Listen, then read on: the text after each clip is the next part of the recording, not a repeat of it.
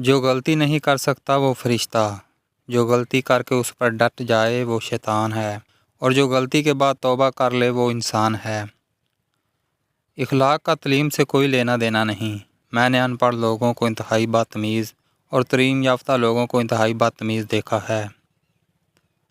جب تمہیں خوشیاں ملنے لگیں تو 3 چیزوں کو کبھی نہ بھولنا: اللہ تعالیٰ کو، اس کی مخلوق کو اور اپنی اوقات کو۔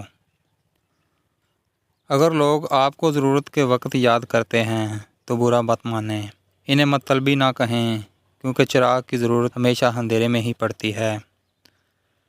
صبر کرنا اور قدر کرنا نصیب والوں کے حصے میں آتا ہے، کیونکہ صبر آپ کو ہیرا بناتا ہے اور قدر کرنا آپ کو ہیروں سے ملواتا ہے۔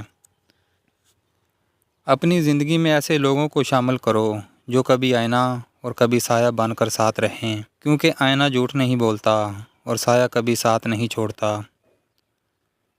برے سلوک کا بہترین جواب اچھا سلوک، اور جہالت کا بہترین جواب خاموشی ہے۔